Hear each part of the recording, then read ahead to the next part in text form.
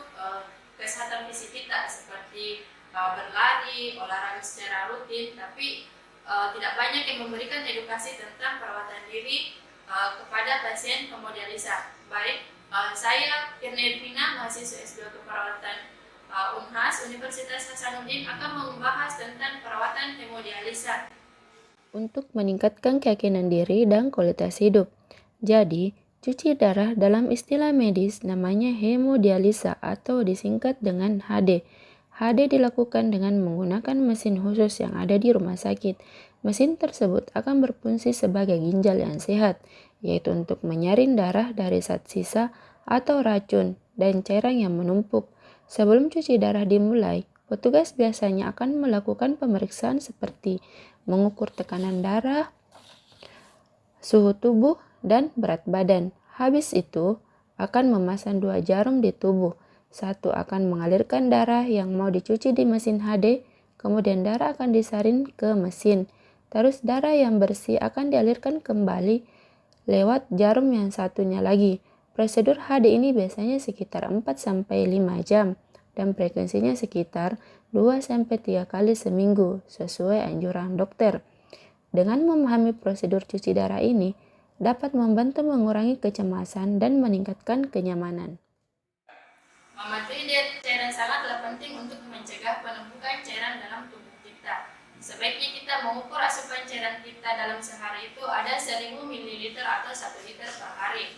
Selain dari itu, mengikuti diet yang tepat dapat membantu menjaga keseimbangan tubuh kita, menghindari komplikasi seperti diet rendah garam, fosfor, dan kalium. Sebaiknya juga kita mengonsumsi makanan seperti wortel, apel, dan buah, kol, serta anggur. Serta menghindari makanan olahan seperti yang tinggi garam seperti ikan asin dan telur asin. Assalamualaikum warahmatullahi wabarakatuh.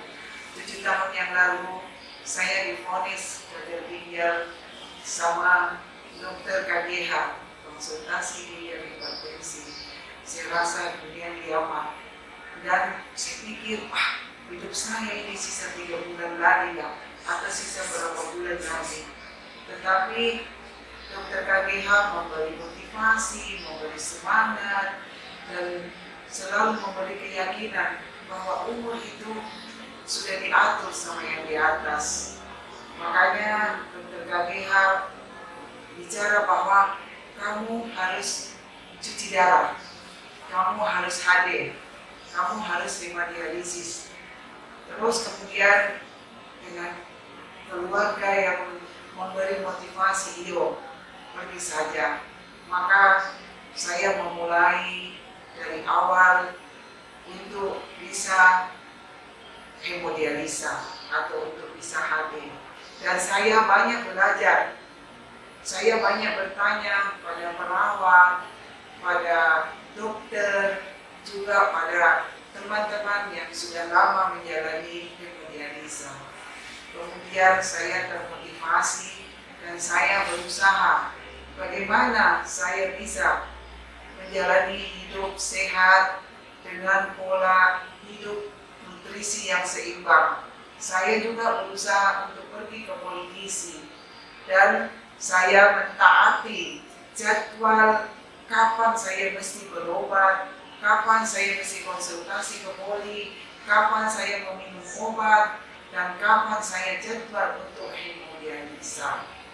Di sini juga sangat penting bahwa keluarga itu harus proaktif untuk memberi semangat sama pasiennya. Saya kira itulah awal-awal dari saya sebagai pasien gagal ginjal dengan hemodialisa atau yang lebih dikenal masyarakat umum dengan cuci darah. Pada hemodialisa kita membutuhkan akses vaskuler. Akses vaskuler pada hemodialisa ada 2, yaitu kateter double lumen dan apesang. Pada ibu ini terpasang apesang atau biasa disebut dengan simino. Simino pada saat dipasang biasanya dokter akan memberi keterangan di plester bahwa tidak boleh ditekuk, tidak boleh ditensi, dan apesan tidak boleh ditusuk. Itu apesan biasanya terpasang nanti bisa matur pada 6 atau 7 minggu. Perawatan apesan pada saat sudah terpasang, sudah bisa matur, itu usahakan aksesnya selalu bersih. Jadi kita tetap cuci dengan cuci seperti biasa dan usahakan tetap kering. Pada saat matur, tetap akses vaskular tidak boleh dipensi, tidak boleh ditekuk, tidak boleh ditusuk kecuali untuk hemodialisa. Kalau untuk pengambilan darah, sampel darah jangan di bagian apesan. Kemudian kapan kita harus melapor ke tenaga medis jika ada sesuatu yang terjadi, yaitu ada perubahan warna seperti peradangan, ada pembengkakan, itu harus kita segera lapor ke rumah sakit. Stres adalah bagian penting dari perawatan diri kita, serta dapat mempengaruhi kesehatan kita. Jadi, untuk menemukan cara untuk mengatasinya, beberapa teknik yang bisa kita coba, seperti meditasi, yoga, berjalan-jalan dengan keluarga, dan bercerita dengan sahabat. Seperti meditasi, dengan meditasi duduklah dengan nyaman, tutup mata, fokus pada pernapasan, tarik napas dalam sehingga dapat menghembuskan perlahan. Cobalah untuk beberapa menit, sekitar 10 atau 15 menit per hari. Sedangkan untuk yoga, cobalah untuk gerakan sederhana, yaitu angkat tangan ke atas atau dengan duduk bersila. Untuk pernapasan dalam, ketika merasa cemas dan stres, cobalah untuk menarik napas dalam-dalam melalui hidung, lalu hembuskan beberapa detik melalui mulut. Dengan mengelola stres dengan baik, kita bisa merasa lebih nyaman dan lebih siap menghadapi perawatan diri tentang HD. Mengelola gejala seperti kelelahan, pusing, dan kram otot juga penting untuk kenyamanan kita. Tetaplah positif dan berfokus pada hal-hal yang membuat kita bahagia. Ada beberapa komplikasi setelah kita melakukan perawatan HD, seperti kram otot, pusing, dan kelelahan. Untuk mencegah komplikasi ini, sebaiknya kita mengikuti instruksi dari dokter atau tenaga medis lainnya, mengelola asupan cairan, dan menjaga diet yang tepat. Keluarga juga harus proaktif, mau mengantar, terus ini saya punya anak ataupun saya punya suami, mereka bergantian untuk mengantar saya, baik untuk konsul ke poli, untuk mengantar pergi hemodialisa, menjemput, dan kalau keadaannya lagi ngedrop, ya kita dijagai sama mereka.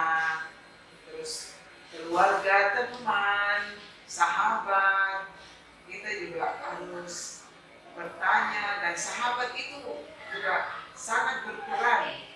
Mereka itu memberi motivasi, mengajak, apalagi sekarang kan lagi model itu katanya healing, dibawalah pasien untuk pergi liburan, untuk car free day, untuk apa, jadi bisa melatih juga otot kaki, otot paha, supaya tidak terlalu stres terus, dan dibikinlah pasien itu bahagia, karena bahagia itu sederhana sih. Bahagia itu tidak mesti mewah-mewah, dibawakan cucunya, banyak hal dari keluarga, dari teman juga biasa kopdar, supaya pasien itu tidak merasa bahwa saya itu sendirian, saya itu harus dikasihani, saya itu harus dikasih istimewa. Wah, pasien cuci darah, ikut dong. Nah, itu yang kayaknya kurang menunjang. Jadi selalu harus dibikin bahagia itu pasien. Dengan melakukan hemodialisis memiliki banyak manfaat, termasuk membantu mengeluarkan cairan dan racun dalam tubuh kita. Ini membantu merasa lebih baik dan menjaga keseimbangan tubuh. Dengan rutin menjalani hemodialisis, kita dapat meningkatkan keyakinan diri dan kualitas hidup. Dengan memahami prosedur hemodialisa seperti mengikuti diet, cairan dan nutrisi, serta minum obat dan rutin datang sesi HD, serta mengelola stres dan komplikasi pada saat melakukan hemodialisa, kita dapat meningkatkan keyakinan diri dan kualitas hidup kita, serta dapat melakukan perawatan diri. Kepatuhan dalam perawatan hemodialisa tidak hanya menjaga kesehatan kita, tetapi juga meningkatkan kualitas hidup. Tetaplah berkomitmen dan yakin bahwa kita bisa melakukannya. Hemodialisa adalah langkah untuk menuju hidup sehat. Tetaplah kuat dan ingat, setiap langkah kecil membawa kita lebih dekat pada kesehatan yang lebih baik. Jangan ragu untuk meminta bantuan atau dukungan dari tenaga medis dan orang-orang terdekat kita. Kita tidak sendiri dalam perjalanan ini. Teruslah berjuang dan percaya diri karena kita bisa melakukannya bersama-sama. Bapak dan Ibu, kita bertanggung jawab untuk menyiapkan tempat terbaik untuk masa depan kita. Generasi kita sangat bergantung pada diri kita, apa yang dipersiapkan untuk masa depan. Dan semuanya tergantung dari apa yang Anda lakukan. Dari hal kecil seperti menjaga kesehatan, yaitu seperti kepatuhan diet dan cairan, rutin minum obat, rutin hadir sesuai dengan jadwal yang telah ditetapkan. Baik, saya Ena Ervina, sampai jumpa. Assalamualaikum warahmatullahi wabarakatuh.